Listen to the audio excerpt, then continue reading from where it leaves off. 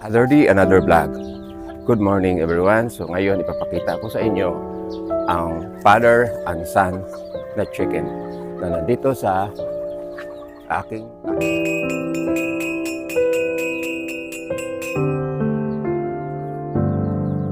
So magbigay muna ako ng mga pagkain ito, mga alaga naming manok. Tapos bibidyohan ko yung ama at saka anak na chicken.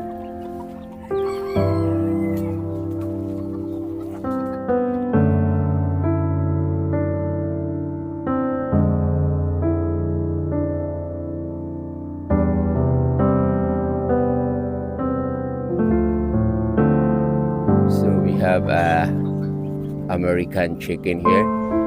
So kita nyo yung paa niya, yellow, yung tail. Then another native chicken, yung nakatalikod. Then ito yung mga sisiw niya. So, puntahan ko pa yung tinatali ko manok para mabigyan sila ng pagkain. Before we proceed to the other chicken, pakita ko sa inyo itong naghihintay na mga manok. So mag-ina, small chicken, nakabatok sa taas yung isang anak.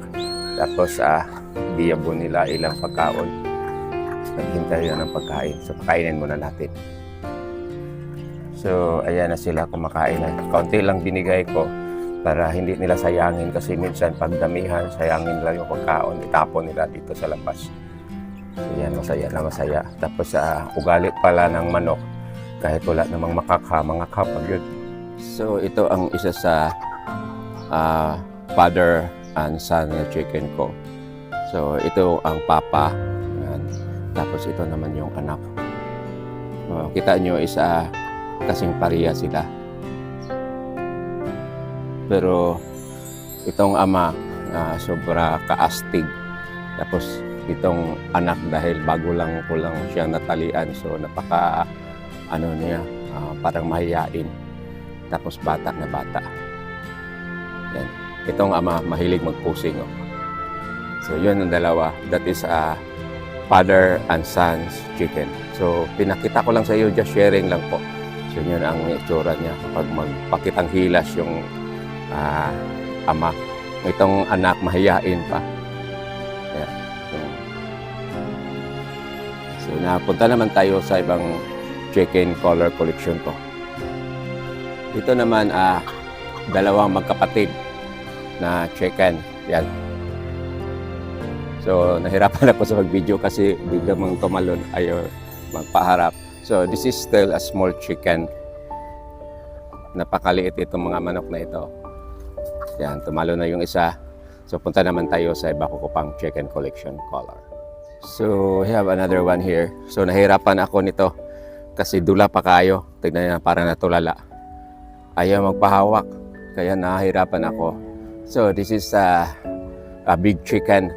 Then itong ikog niya. Yan, takot na.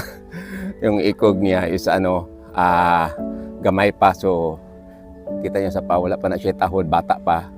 Then this is a very nice chicken variety. So gawin ko itong pangsabong, itong manok na ito.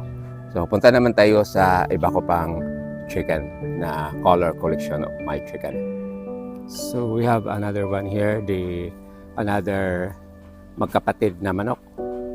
So natulala sila dahil nakaharang nila yung camera. So ito, yung maliit pa ito, pinakita ko na sa inyo yung itsura nito mga manok na ito. So napakaganda yung kulay, kaya napilitan kong tinali sila. So ito, may pagka puti-puti, ito na sa mga color-color.